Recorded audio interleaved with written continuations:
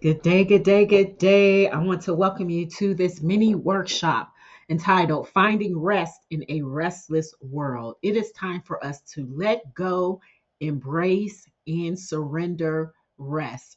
I am your host, Shelby Frederick, also known as Lady Jewels. I am an author, coach, trainer, and speaker. And that's just a little bit about me there. But listen, this is not about me, this is about you. And we're going to go ahead and jump right into our topic on today. Now, do you find yourself weighed down with anxiety and worry? Are you tempted to feel like you're all alone in this battle? Well, you're definitely not alone. We live in an anxiety prone world, and far more people than you can imagine grapple with this challenge, and the number is only growing each year. Some professionals estimate that at least one third to one half of all Americans have major levels of anxiety. And globally, various forms of anxiety have been reported to be the most significant mental health challenge. But I'm here to tell you today that you are in a perfect place to take the first step towards finding rest that God has granted for you. Now, there's three key points that we're going to talk about on today. And key point number one, we're going to talk about surrendering the hustle. Surrendering the hustle. Now, what is hustle? Hustle refers to a mindset or approach that's characterized by an intense effort, constant activity, and relentless pursuit of goals. And it is often associated with working long hours, multitasking, or pushing through obstacles to achieve success. Now, while it can reflect determination and ambition, the term hustle often carries a negative connotation when it leads to burnout, stress, or sacrificing our personal well being in the process of achieving goals. Now, in popular culture, hustle is frequently celebrated as this key to success, especially in entrepreneurial or in business circles, but it can definitely imply a fast paced lifestyle that leaves little room for rest or balance. And so, while popular culture may celebrate it as a key to success, we as believers, guess what? We don't follow the culture of this world. We don't follow the culture of this world. The second point in our first key point, I want to talk about God's approval and busyness. Busyness stems from a deep need to prove ourselves to others and even to ourselves. But here's the truth: you don't need to hustle to earn God's love or his approval. You are already loved and accepted by him. His grace is freely given, and it's not earned by how much we accomplish. So let us not um, get on to in this cycle of in this place of busyness. Now, the third point in our first key point is I want to talk about laying down the burden. Matthew chapter 11:28 says, Jesus says, "Come to me, all who are weary and burdened, and I will give you rest." You see, rest begins when we lay down the need to prove ourselves. And he invites us in to surrender the hustle, surrender the busyness, and trust that he has already approved of us. Now, what's the practical application from our first key point? I want you to think of one area in your life where you've been hustling to gain approval, whether it's work or relationships or even in ministry. I want you to think about just that one area. And then I want you to look at how you can release that today. Go ahead. I should have told you to grab a piece of paper because this is like a working mini workshop. But I want you to go ahead and write it down. Or if you don't have pen and paper, you can always use your notes on your phone, but write it down. And I want you to commit to letting it go. Commit to letting it go. Now, our second key point is the power of stillness. The power of stillness. Psalm 46, verse 10 says, to be still and know that I am God. This right here is God's invitation to stillness. Stillness is not just about physical quietness, it's about quieting the noise that is in our minds and the noise that is in our hearts. It's the stillness that we connect. In this stillness, we connect with God, and that is when we can hear his voice very clearly. Let's talk about making space for God. Making space for God. This means space in our minds. Our minds are constantly filled with distractions, whether it's news, work, social media, even our own thoughts. By intentionally creating moments of stillness, we make space for God to speak and to refresh our souls. And so stillness is a place where we find peace and clarity. And this is where our worries begin to fade away. Now, did you know that stillness is a discipline? It's a discipline. And so, just like any other spiritual discipline, it requires practice. Stillness requires practice. And it's not about doing nothing, it's about focusing on God and resting in his presence. So, the more we practice stillness, the more we experience peace. Now, what's our next practical application? I want you to set aside 5 minutes each day to just sit in stillness before God. I want you to use this time to simply focus on his presence and to let him speak to your heart. So let me give you a strategy in how to do this, because as you begin to practice this discipline and setting aside, the 5 minutes can seem like forever. But one of the things that I've learned to do, and one of the things that I coach my clients in, is that deep breathing is such a game changer when it comes to practicing stillness. As you begin to focus on your breath and you focus on your breathing and you take those deep breaths in and that deep breath out, you are inhaling deeply, not shallow, but deeply from your diaphragm. And then you are blowing that air out. It is doing something not only just with your physical body, but it is allowing you and teaching you and disciplining yourself to focus on his presence by focusing on his breath. If he blew into us the breath of life and we became a living soul, that this process of deep breathing quickly brings us into the awareness of his presence. And when we are aware of his presence, then we can let him speak to our hearts where we can hear him clearly. Now, our third key point is letting go of anxiety. There's a battle with anxiety, and many people carry anxious thoughts. They carry fears about the future, worries about things that we can't even control.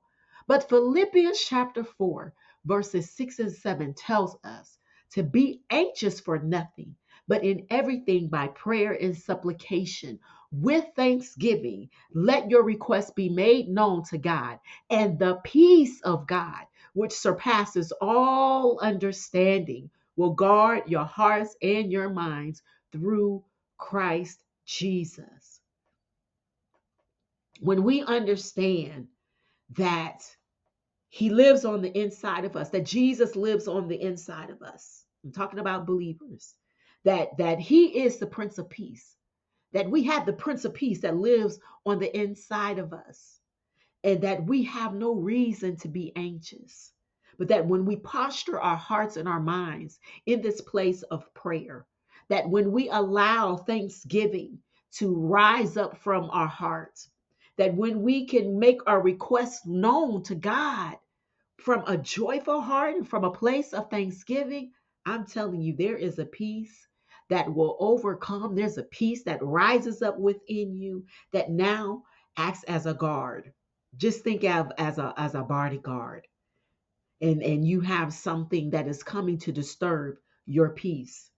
The bodyguard says, no anxiousness, not today. No fear, not today. No worry, not today. My God, this is what Jesus Christ does in us and through us, in our hearts and in our minds. And so we do have the ability to let go of anxiety. When we talk about surrendering to God, the peace that you seek starts with surrendering your anxious thoughts to the one who holds your future. When we release control, we open the door for God's peace to fill us. This doesn't mean that our circumstances change immediately, because sometimes they may not. But what does change is our perspective. And if we can change our perspective, then we can enter into this place of peace by surrendering to God. Now, the last part of this third key point is practical steps for letting go. Whenever anxiety rises, instead of holding on to it, and we want to make a habit to immediately surrender it to God in prayer. You may say, well, what if anxiety comes up and I'm on my job, or I'm in a place where I'm surrounded by other people? You can still pray silently. You can still pray within your heart. You can still pray within your spirit. This becomes a practice. Practice surrendering it to God in prayer, and tell God what's on your mind. Tell him what's on your heart, and then begin to thank him for the peace that he promises to give. Now, what is our practical application? You want to identify again one anxious thought that you've been carrying. What is that thought? And in a moment of prayer, I want you to surrender it to God and to ask for his peace to replace it. Now, I want to close out this mini teaching, this mini workshop, with a reflection exercise. And I just want you to take 5 minutes just to sit in stillness before God. And during this time, I want you to write down any thoughts or worries that come up. And any thoughts or worries that come up, I want you just to speak this simple prayer. And this prayer is, Lord, I surrender these to you. Replace my worry with your peace. That's all you have to do. And you can come back to this part of the video, because I really want you to take a moment to reflect. Take this moment to reflect. Now, in our closing, I want to give you 3 key points. We're going to review our key points from today. We talked about surrendering the hustle and the struggle of busyness and God's approval and laying down the burden. Our second key, we talked about the power of stillness and how God's invitation to stillness makes space for God, and the ability that we have to use stillness as a discipline. And our third key, we talked about letting go of anxiety, the battle with anxiety, surrendering to God, and the practical steps of letting go. Many of the things that we worry about are small things, while others are significant. Some worries are rational, while others are in the irrational category. You may even worry about if you're worrying too much. Dealing with anxiety is a part of life. No one is exempt. As long as we are in this present world, temptations to be anxious will always be close at hand. The world offers us a myriad of practical suggestions for battling anxiety: exercise, getting more sleep, support groups, individual counseling, therapy, and many others. And these ideas could help you to some degree. There's no reason why you can't implement or you should not implement the ones that you find supportive of. But it's far more helpful for you to recognize that there is one who has conquered the anxiety, who has conquered the anxiety. And his name is Jesus Christ. Well, if this mini workshop has spoke to your soul and you're ready to dive deeper into true rest and renewal, I am inviting you to join the Reset Revolution. And this is a 21-day coaching program that we are launching. You can explore again more resources and more content on my YouTube channel so that you can continue your journey of rest. But during these 21 days, there are three things that we are going to do. We are going to renew your mind and shed limiting beliefs. You're going to release emotional baggage and find peace. And you're going to reconnect with God's purpose for your life. That's right. This is the Reset Revolution. And we are going to be starting this up again, coming up. And so you can find and register at shelbyfrederick.com. Register at shelbyfrederick.com. You'll see the link there for the Reset Revolution. I am inviting you into this deeper place of true rest and renewal. Now, before we close out, just thank you for, again, just participating. And may you continue to feel empowered as you apply these biblical truths to your life. We want to continue to carry forward the message that through God and through Jesus Christ, that we can transform our anxiety into peace. Take your phone out.